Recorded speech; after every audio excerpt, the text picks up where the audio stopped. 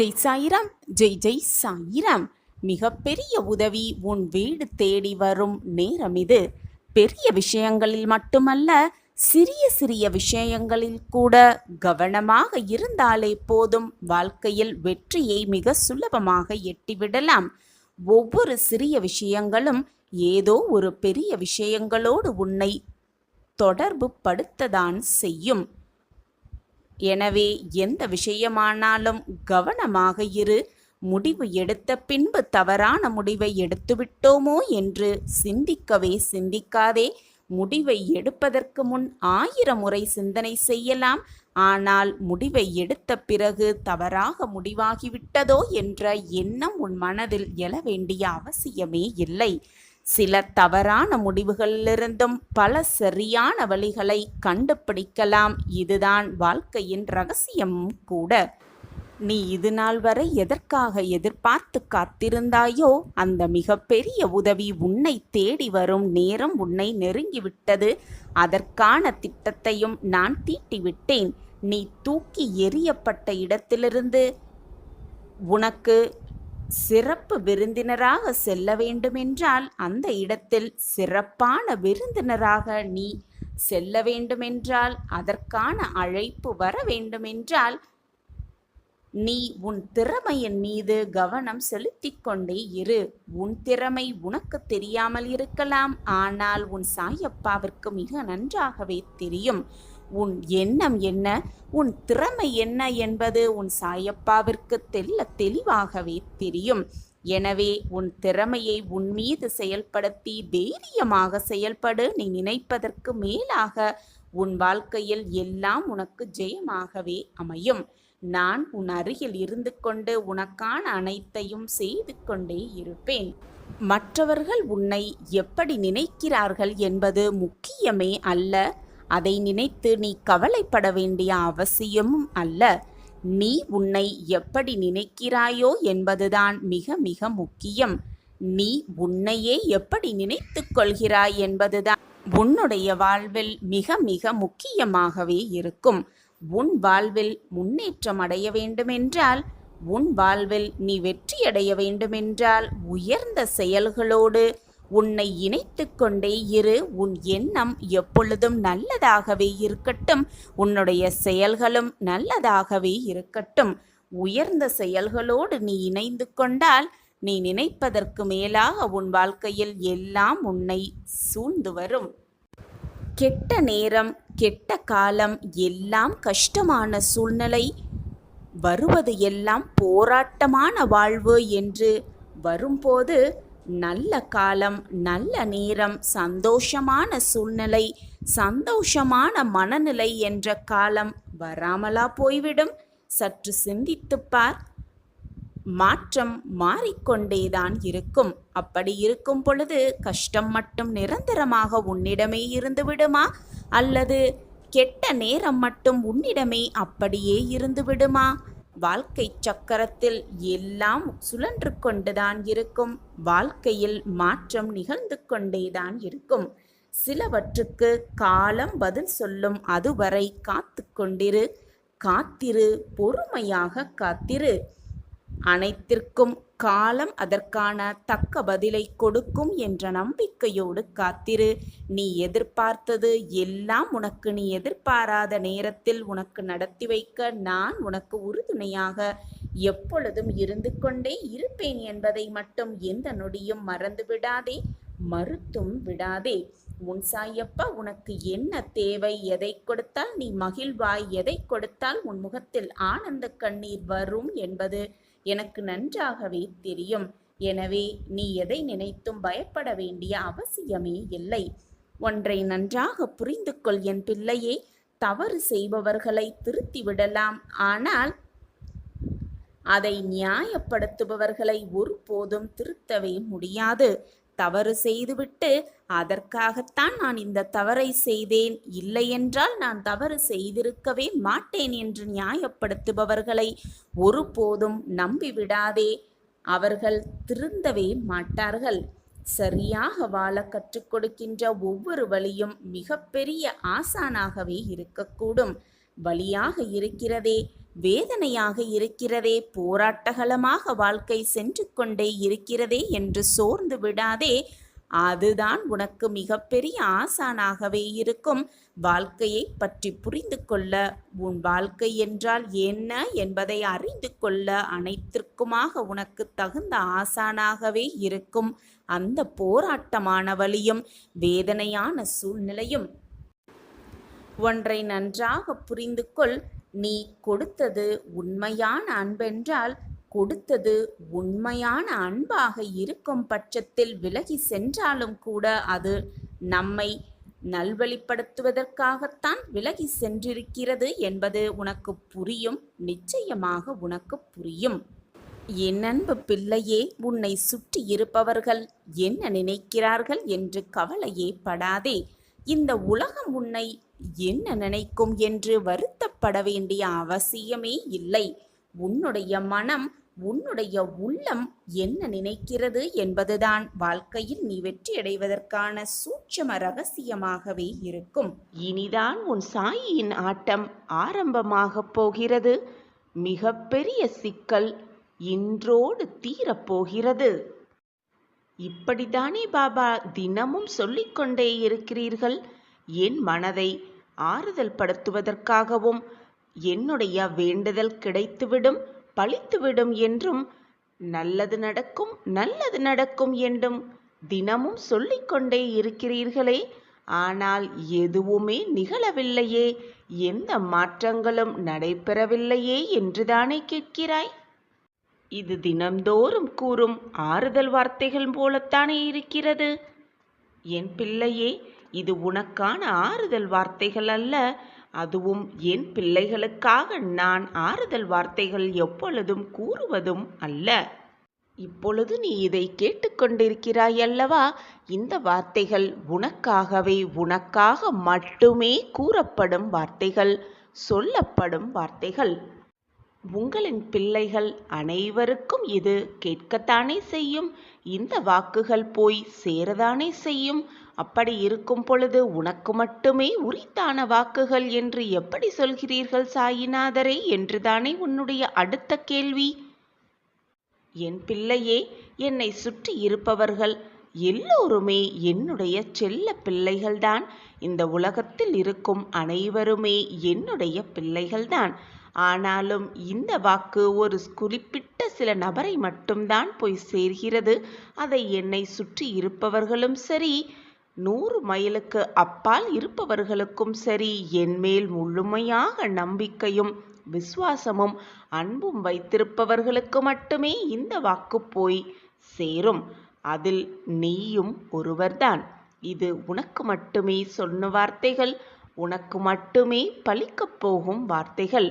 நீதான் என்னுடைய ஆட்டம் உன் வாழ்வில் ஆரம்பம். உன் சிக்கல், மிக பெரிய சிக்கல் இன்றோடு தீரப்போகிறது. இது சர்வ நிச்சயமாக நடக்கும். உன் வேண்டுதல்கள் எல்லாம் பலிக்கும். நிரந்தரமான நன்மை உனக்கு கிடைக்கும். வாழ்க்கையில் பாதிக்கப்பட்டவனும் சோதிக்கப்பட்டவனும் பாவப்பட்டவன் அல்ல, பக்குவப்பட்டவன் என்றுதான் அர்த்தம். அவன் வாழ்க்கையில் மீண்டும் எப்படி சாதிக்கலாம் என்ற அனைத்தையும் அவன் பக்குவ மனதோடு பெற்றிருக்கிறான் என்றுதான் அர்த்தம்.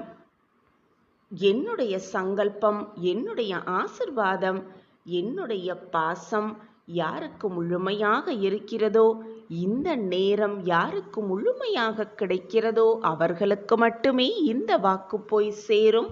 அதில் உண்மையிலும் உண்மை, இதில் எந்த ஒரு மாற்றமுமே இல்லை. இதை இப்பொழுது நீ கேட்க நேர்ந்தால் உன் வேண்டுதல் பலித்துவிடும். இந்த நேரம் நீதான் என்னுடைய ஆசிர்வாதத்தை பெற்ற முழு பிள்ளை என்று மனதார நம்பு. அப்படியாகத்தான் இப்பொழுது இந்த பதிவு உன் கண்களில் பட்டு உன் செவிகளில் விழுந்து கொண்டிருக்கிறது.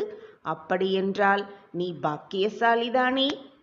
இப்படியாக நான் தேர்ந்தெடுத்தவர்கள் மட்டுமே இந்த செய்தியை சந்தோஷமாக கேட்க முடியும், கேட்டுக்கொண்டும் இருக்க முடியும்.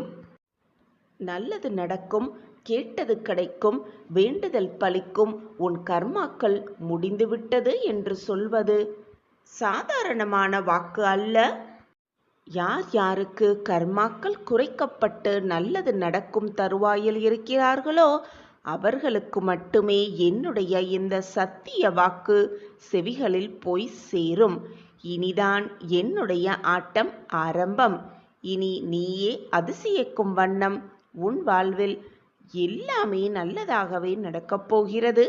நம் வாழ்க்கையிலா இதுவெல்லாம் நடக்கிறது என்று நீயே ஆச்சரியப்படும் அளவிற்கு பல நல்ல திருப்பங்களும் நல்ல மாற்றங்களும் நிகழ்ந்து கொண்டுதான் இருக்கப் போகிறது. இனி உன் வாழ்வில் எப்பொழுதும் சந்தோஷமாக நீ வாழத்தான் போகிறாய்.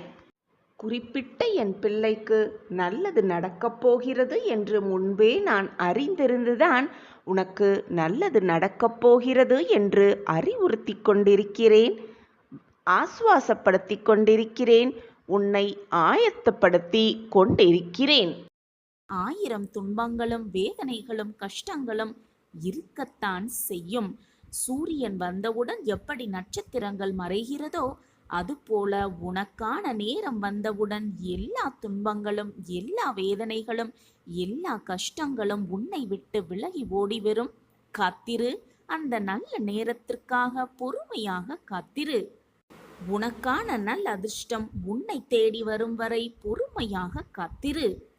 தன்னம்பிக்கை என்று மட்டும் உன்னிடல் இருந்தால் போதும், துன்பமெல்லாம் மறைந்தே போய்விடும். வாழ்க்கையில் நிலையானது உறவோ உண்மையோ அல்ல, நம்பிக்கை மட்டும்தான். அந்த நம்பிக்கை மட்டும் உன்னில் இருந்தால் போதும், உன் வாழ்க்கையில் வெற்றி என்னும் மகுடத்தை மிக சுலபமாக சூடிக்கொள்ளலாம்.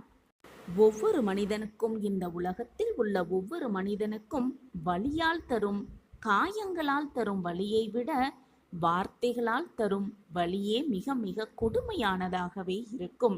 எனவே மறந்தும் கூட மற்றவர்களின் மனதை காயப்படுத்த ஒரு வார்த்தை கூட சொல்லிவிடாதே. மறந்தா கூட மற்றவர்களின் மனதை காயப்படுத்த எண்ணிவிடாதே. மற்றவர்களோடு பேசும் பொழுது சற்று ஜாக்கிரதையாக கையாள பழகிக்கொள் உன் வார்த்தைகளிடம்.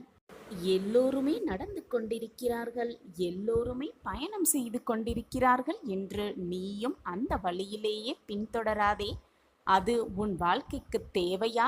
உன் வாழ்க்கைக்கு அது வெற்றியை கொண்டு வருமா என்ற சிந்தனை செய்துவிட்டு பின் அந்த வழியில் தென்படு. பின் அந்த வழியில் செல்லப்பார். எப்பொழுதுமே நிதானத்தோட என்ன செயல் பழகு. அப்பொழுதுதான் உன் வாழ்க்கையில் நீ வெற்றியடைவாய். நிச்சயமாக உனக்கு துணையாக எப்பொழுதுமே உன் சாயி தேவா உன்னோடு வந்து கொண்டே இருக்கிறேன் என்பதை மட்டும் எந்த நொடியும் மறந்துவிடாதே, மறுத்தும் விடாதே. உன்னுடைய பாதையை நீயே தேர்வு செய். அப்பொழுதுதான் அந்த பாதையில் நீ வெற்றியடைய முடியும். ஒரு மரம் 1000 தீக்குச்சிகளை உருவாக்க முடியும். ஆனால் ஒரே ஒரு தீக்குச்சி 1000 மரங்களையும் அழித்துவிடும் வல்லமை உள்ளது. அதேபோல் ஒரே ஒரு எதிர்மறை எண்ணம் உன் வாழ்க்கையில் இருக்கும், உன் மனதில் இருக்கும் எல்லா நேர்மறை எண்ணங்களையும் அழித்துவிடும், உன் வாழ்க்கையையே நிர்மூலமாக்கிவிடும். எனவே எப்பொழுதுமே நேர்மறையாக சிந்திக்க பழகு. உன்னுடைய நேர்மறையான எண்ணங்களை உன் வாழ்க்கையில் உன்னை வெற்றியடைய செய்யும். எதிர்மறையான எண்ணங்கள் உன் வாழ்க்கையையே அழித்துவிடும். எப்பொழுதுமே நேர்மறையாக சிந்திக்க பழகு. நேர்மறையாக உன்னுடைய சொற்கள், நேர்மறையாக உன்னுடைய எண்ணங்கள், நேர்மறையான உன்னுடைய செயல்களே உன்னை நிச்சயமாக வெற்றி பாதைக்கு அழைத்து செல்லும். அந்த வெற்றி பாதையில் உன்னை வெற்றியடைய வைக்க நான் உனக்கு உறுதுணையாக எல்லா திசைகளிலும் இருந்து உனக்கு அருள் புரிந்து ஆசிர்வாதத்தை அள்ளி அள்ளி கொடுத்து கொண்டே இருப்பேன். உன்னுடைய எண்ணத்தை முதலில் கவனி. நீ நிதானத்தை இழக்கும் பொழுதெல்லாம் உன் மனதில் ஒன்றை தெளிவாக புரிய வைத்துக்கொள். வார்த்தைகள் மிக மிக கூர்மையானது. எப்பொழுதுமே அது நம்மை சிதைக்கக்கூடும் என்பதை நன்றாக மனதில் பதிய வைத்துக்கொள். மௌனமாக இருப்பது எதுவுமே தவறில்லை. உன் மௌனம் மற்றவர்களுக்கு நிம்மதியை தருமாயில் நீ மௌனமாக இருந்துவதே அவர்களுக்கு நீ செய்யும் மிகப்பெரிய பொக்கிஷமாகவே இருக்கும். மௌனமாக இருந்து பார். அது மற்றவர்களுக்கு உதவுமாயின் மௌனமாகவே இருந்து விடுவதுதானே? அதில் என்னதான் குழப்பம் உனக்குள்? எப்பொழுதுமே நம்பிக்கையோடு, தைரியத்தோடு, பக்தியோடு சாய்பாபா மேல் முழு நம்பிக்கையை வைத்துவிட்டு பிரார்த்தனையை செய்து கொண்டே இருக்கலாம். நம் அனைத்து பிரார்த்தனைகளையும் பாபா நிறைவேற்றுவார் என்ற நம்பிக்கையோடு இருக்கலாம். ஷீரடி பாபாவின் நிறைவான ஆசிர்வாதத்தை பெற்றுக்கொள்ளலாமா? வெகு நாட்களாக போராட்டத்திலேயே வாழ்ந்து கொண்டிருக்கிறேன். என் வாழ்க்கையில் நிம்மதி என்ற சொல்லிற்கே இடமில்லாமல் இருக்கிறது. என் வாழ்க்கையில் அந்த நிம்மதியை தாருங்கள் என்று என்னிடம் கையேந்தி பார்த்து என்னிடம் காத்து கொண்டிருக்கும் என் பிள்ளையே, சட்டென என் கைகளை இறுக பிடித்துக்கொள். கூடிய விரைவில் உன் வாழ்வில் இன்பங்கள் துளிர்க்க செய்யும். நம்பிக்கையோடு இரு. உனக்கான இன்ப அதிர்ச்சி உனக்காக மங்களகரமாகவே காத்து கொண்டிருக்கிறது. உன் வாழ்வில் மங்களத்தை நிகழ்த்த உன் சாயப்பாவும் காத்து கொண்டுதான் இருக்கிறேன். உன்னை கரை ஏற்றுவதற்காகத்தானே இந்த அப்பா அவதாரம் எடுத்திருக்கிறேன். பிரச்சனைகள் மட்டுமே என் வாழ்க்கையாக இருக்கிறது. பிரச்சனைகள் மட்டுமே எப்பொழுதும் சூழ்ந்து கொண்டிருக்கிறது. ஒரு பிரச்சனை முடிவுக்கு வந்தால் அடுத்த பிரச்சனை தலை தூக்கி விடுகிறது. எப்பொழுது சாயிநாதரே என் வாழ்க்கையில் இந்த பிரச்சனைகள் எல்லாம் ஓய்ந்து எனக்கான நல்வாழ்வு பிறக்கும் என்றுதானே உன்னுடைய கேள்வியாக இருக்கிறது. கவலைப்படாதே என் பிள்ளையே.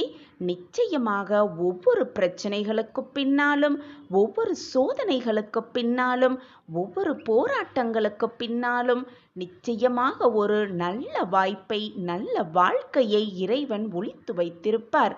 அதை தேடி கண்டுபிடிப்பதுதான் உன்னுடைய வேலை.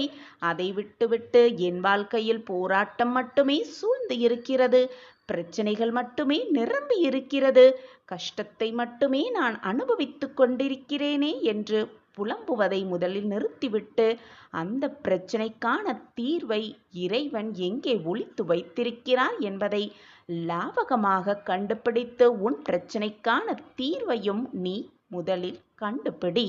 அப்படி உன் மனதை வேறு பக்கம் சிந்திக்க துவங்கினாலே போதும், உன் வாழ்க்கையில் உன்னை சுற்றி நடக்கும் அத்தனை போராட்டங்களையும் மிக எளிதாக தவிடு பொடியாக்கி விடுவாய். உன்னுடைய அத்தனை சோதனைகளும் முடிந்துவிட்ட பின், உனக்கான பிரச்சனைக்கான தீர்வை நீ தேர்ந்தெடுத்த பின், அத்தனை சோதனைகளுக்கான ஒரு நல்ல முடிவை உன் இறைவன் உன்னிடம் வழங்குவார். உனக்கான தீர்வை தருவார். இது நிச்சயமாக நடக்கும். இப்பொழுது உன்னுடைய சோதனையை தான் நீ கடந்து கொண்டிருக்கிறாய். உன் வாழ்க்கையின் போராட்டத்தை தான் நீ தாண்டி கொண்டிருக்கிறாய். இப்பொழுது மிக சாதுரியமாக செயல்பட்டு கவலையோடு உட்கார்ந்திருப்பதை விட்டுவிட்டு சாதுரியமாக செயல்பட்டு அந்த பிரச்சனைக்கான தீர்வு என்ன, அந்த பிரச்சனைக்கான மறு சந்தோஷம் என்ன என்பதை தேடு, கண்டுபிடி. உன் வாழ்க்கையில் பல முன்னேற்றகரமான வாழ்க்கை, முன்னேற்றகரமான நிகழ்வுகள் நிச்சயமாக நடக்கும். நான் உன்னோடு இருக்கும் வரை நீ தேவையில்லாமல் பயமோ குழப்பமோ ஏற்பட தேவையே இல்லை. நான் தான் உன்னோடு இருக்கிறேனே. எதற்குமே கவலை கொள்ளாதே. சோதிக்கப்படாத பக்தியும் சோதிக்கப்படாத அன்பும் என்றுமே தூய்மை நிலை அடைவதே இல்லை. குழந்தையே, நான் உனக்கு கொடுத்த வாக்கை காப்பாற்ற அனைத்து கதவுகளையும் திறந்து விட்டேன். உன் கஷ்டங்களுக்கான கடைசி இரவிது. உன் ஆனந்த காலத்தை திருப்பித் தரப்போகிறேன். சந்தோஷமாக பெற்றுக்கொள் என் குழந்தையே. உன்னுடைய பக்தியிலும் அன்பிலும் எவ்வளவு சோதனைகளை நீ மேற்கொள்கிறாயோ அவ்வளவு தூய்மை நிலை அடைகிறாய் என்பதை புரிந்து கொள். கண்மணியே, உன் வேண்டுதல் அனைத்தும் 100% நிச்சயமாக நிறைவேறும். உன் மனதில் இருக்கும் கஷ்டங்களுக்கு நான் பதில் கூறுகிறேன். இதை ஒருமுறை கேட்டால் உன் எண்ணங்கள் எல்லாம் நிறைவேறும். உன் வாழ்வில் அதிசயம் ஒவ்வொன்றாக நடக்கும். உன் கவலைகளை என் காலடியில் வைத்துவிட்டு நம்பிக்கையோடு இதை கேள். உனது கவலைகள், கஷ்டங்கள், சோதனைகள், வேண்டுதல்கள் எல்லாமே கண்டிப்பாக மாறும். என் வார்த்தைகளின் மீது நம்பிக்கை வைத்து நம்பிக்கையோடு இரு. உன் அப்பா வார்த்தைகளின் மீது நம்பிக்கை வை என் குழந்தையே. உன்னிடம் யாராவது ஏதாவது கேட்டால் நேரம் காலம் பார்க்காமல் அவர்களுக்கு உதவி செய். இந்த உலகத்தில் உள்ள அனைத்து ஜீவராசிகளின் மேல் அன்பு செலுத்து. உன் கஷ்டங்களை நான் தீர்த்து வைக்கிறேன். நீ யாருக்கு உதவி செய்கிறாயோ அவர்கள் ரூபத்தில் நான் உன்னுடனேயே இருப்பேன் என்பதை புரிந்து கொள். நான் உனக்கு கொடுத்த வாக்கை நிச்சயமாக நிறைவேற்றுவேன், நிறைவேற்றியே தீருவேன். இது உன் சாயப்பா உனக்கு கொடுக்கும் சத்திய வாக்கு. குழந்தையே, உனக்கான வாய்ப்பை இப்பொழுது இந்த நொடி தரப்போகிறேன். வாய்ப்பை பயன்படுத்திக்கொள். வெற்றியடைவதற்கான வழியை சிந்தித்து பழகு. தேவையில்லாத விஷயத்தை உன் மனதில் போட்டு குழப்பிக்கொண்டே இருக்காதே. இன்றோடு உன் துன்பங்கள் அனைத்தும் நீங்கி நாளை முதல் ஆனந்த வாழ்வை நிச்சயமாக பெறுவாய். அதை நான் என் பிரியமான மகளுக்கு கொடுக்கத்தான் போகிறேன். இது உன் சாயப்பாவின் சத்திய வாக்குதான். வெகு நாட்களாக நிறைவேறாமல் இருக்கும் காரியம் எல்லாம் கைகூடி வரப்போகிறது.